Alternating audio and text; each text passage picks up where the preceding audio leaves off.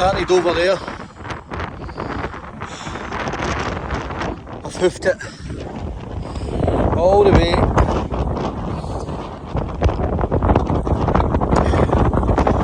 Inverness, away over that way. The headland away out there in the distance. You've got Thurso, Wick, for Sinard Flows, Galsby, Tane, Rora, away out there in the distance. Elgin, Aberdeen, this is Burghead, this is an old Pictish fort from way back, many hundred years ago. This is the headland.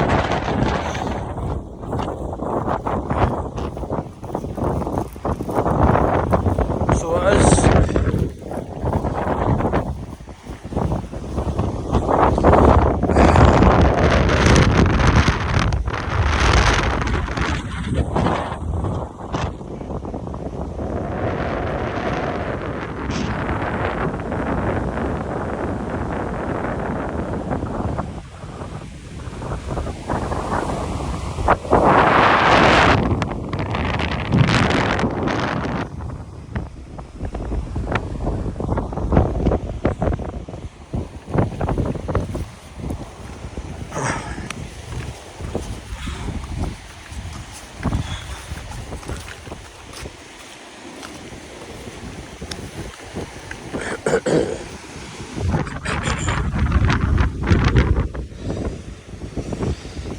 Massive plates of sandstone breaking up and collapsing, which is a shame because this is an old Pictish fort, and actually what I'm on here is a man-made wall. Look, see the remains. Look at that.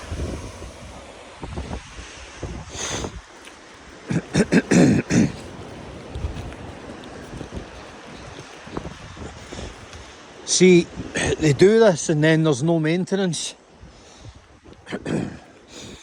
And this gets a lot of footfall,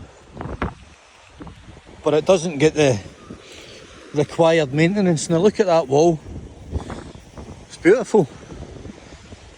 Great for wildlife, nesting sites, but and then you come down here, my stick, and this has been backfilled with a load of dumped rubbish. You can see old tar planings, crap, but look at it. It's a cliff site all the way around. There's nesting birds, there's guillemots.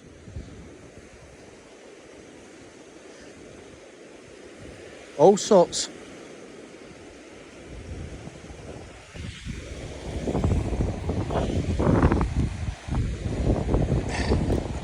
It's all just breaking up, look. Why not maintain it? The entire UK is suffering now with coastal erosion. But they'll spend money and send billions of pounds to utter nonsense abroad, but they won't maintain this island's coastline, which is utterly tragic because we've got an incredible coastline.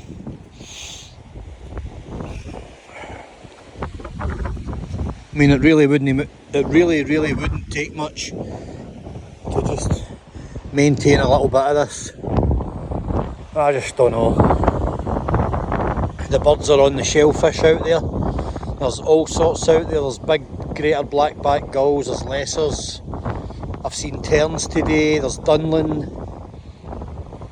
All sorts feeding in the shellfish and the molluscs and everything and anything that's edible. They'll just be wolfing it. It's a feast. Feast or famine. When the tide's in, it's a famine. When the tide's out, it's a free-for-all. I don't even know if you can see the bird life on that island, but there's flocks and flocks of it. There's all sorts out there.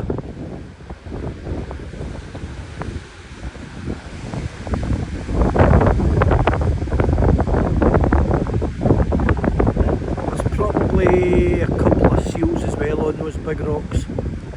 Now I can see a couple of seals out there, just to the left.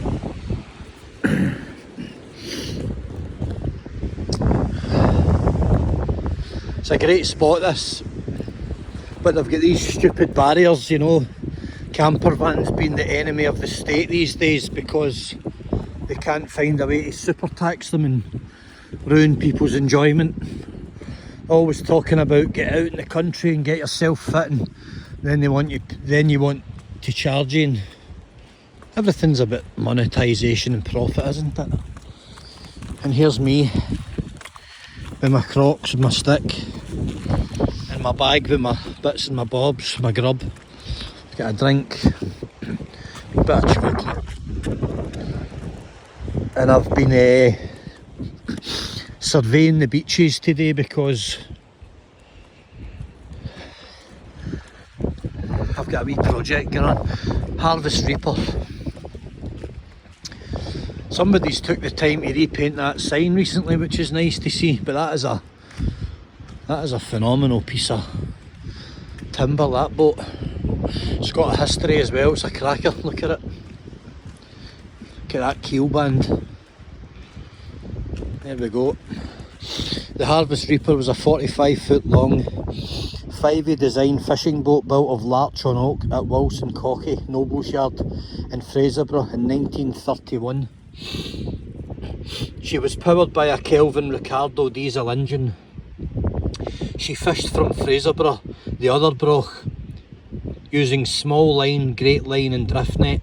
Most folk won't know what they are these days, but brilliant way to fish. Her skipper and owner was John Downey May until 1965 when his son Jim May took the helm.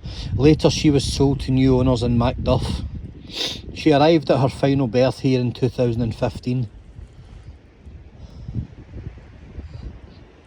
At 11:20 on 29th of April 1946, a Royal Navy Fleet Air Arm Firefly aircraft MB734 flying out of Naval Air Station Rattray got into difficulty 6 miles north-northeast off the coast of Fraserburgh, lost power and ditched near the Harvest Reaper, breaking off her aftermast. Sadly, despite the best efforts of the ship's crew, the pilot of the Firefly perished.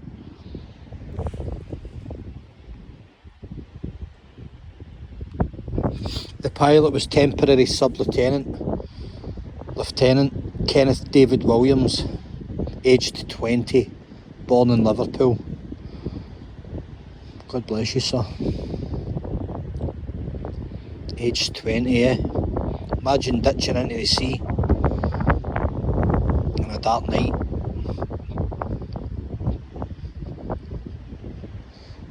Wow.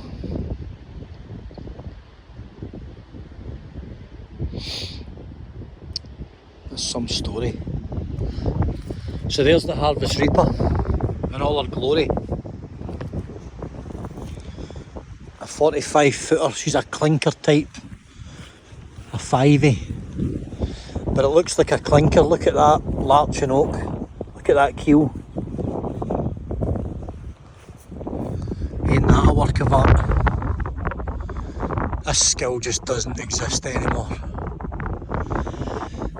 See the time it takes to bend wood like that, to actually form wood that length, the formation of it and getting the ballast right. I mean, that is just a work of art. It's absolutely massive.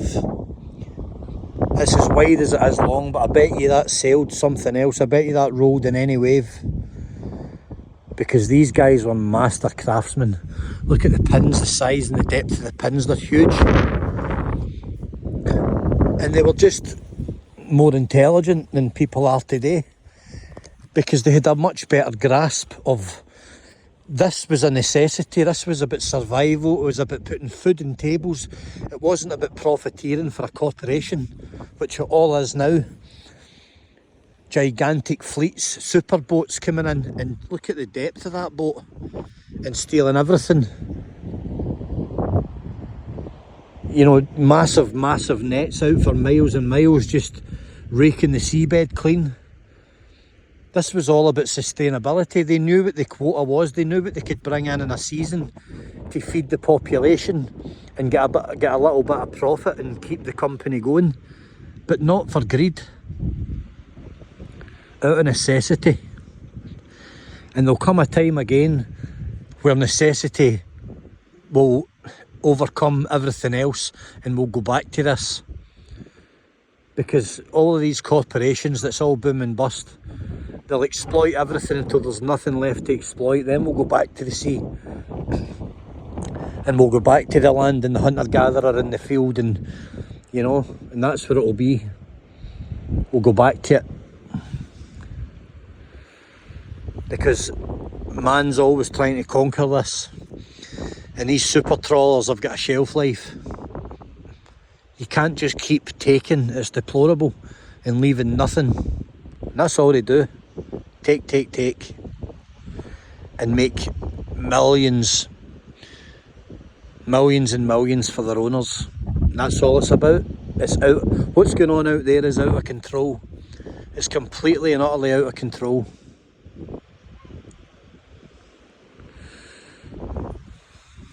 Yeah, there we go.